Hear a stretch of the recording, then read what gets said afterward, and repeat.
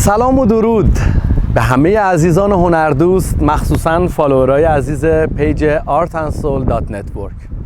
خوشحالم که امروز با جلسه سوم ویدیوهای آموزشیمون در خدمتتون هستم و همونجوری که بهتون قول داده بودم امروز میخوام 2 کتاب رو بهتون معرفی کنم که کمک خیلی شایانی به شما خواهد کرد در زمینه تقویت مبانی هنرهای تجسمی.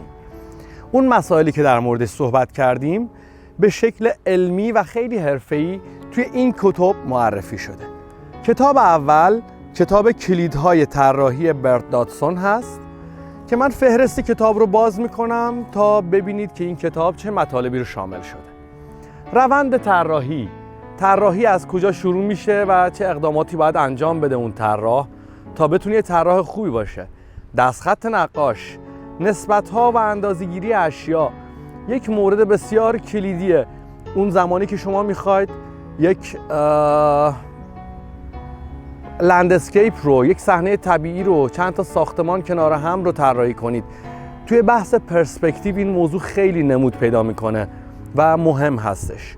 نمود نور رو من میتونم اسمش رو بذارم چشم دوم نقاش. یعنی چی؟ یعنی به همون اندازه‌ای که ما نگاه میکنیم که رنگ‌ها و اشیاء رو بشناسیم، میزان نور توی اون قضیه خیلی کلیدی و مهم هست. نمود عمق، نمود بافت، مسائلی است که توی بحث پرسپکتیو با همدیگه مرور خواهیم کرد. نقش و دیزاین، طراحی و تخیل، مسائلی هست که از شما دعوت میکنم اینا رو بخونید تا کاملاً عمق و مفهوم نقاشی و طراحی رو متوجه بشید. خب این کتاب اولی بود که میخواستم بهتون معرفی کنم و کتاب دوم همون جور که از اسم کتاب پیداست، مبانی و پایه هنرهای تجسمی در مدرسه بازل سوئیس. عناوین و مفادی که توی این کتاب شما یاد میگیرین: طراحی از اشیا، طراحی از اشیای موزه، طراحی از طبیعت، اون چیزی که من عاشقشم، طراحی از حفظ، رسم فنی و پرسپکتیو، طراحی حروف، مطالعه مواد، طراحی پارچه، آشنایی با رنگ، خواص رنگ‌ها، ترکیب رنگ‌ها، ساختن رنگ‌های مختلف از رنگ‌های پایه و تمرین‌های گرافیک و کار با حجم رو توی این کتاب فرا خواهید گرفت. جدای از این کتاب ها و در راستای پروسه آموزشی که در پیش رو گرفتیم، یک درخواست دارم از شما هنرجویان و هنردوستان عزیز، اینکه از حفظ سعی کنید طراحی کنید. اون باکس کبریت رو که قبلا با هم صحبت کردیم بست بدید. باکس کبریت بیاد بالا، 4 تا پایه بذارین پایینش، میشه یه میز ناهارخوری.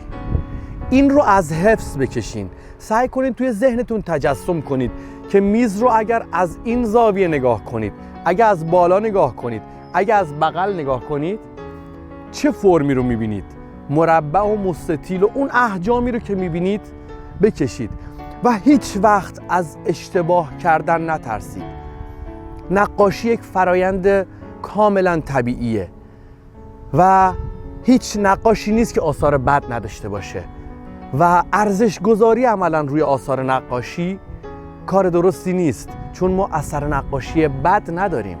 پس شما هم میتونی یه نقاش خوب باشی، فقط با تمرین کردن، فقط با تمرکز در زمان نقاشی و در زمان طراحی بتونین اصول و پایه های مبانی هنرهای تجسمی رو قوی کنین توی ذهنتون و انشالله یک طراح و یک نقاش خیلی خوب بشین، حداقل برای خودتون، که بتونین آثارتون رو نقاشی کنید، تخیلاتتون رو به تصویر بکشید و از دیدن اونا لذت ببرید و انرژی بگیرید و انرژی خواهید گرفت.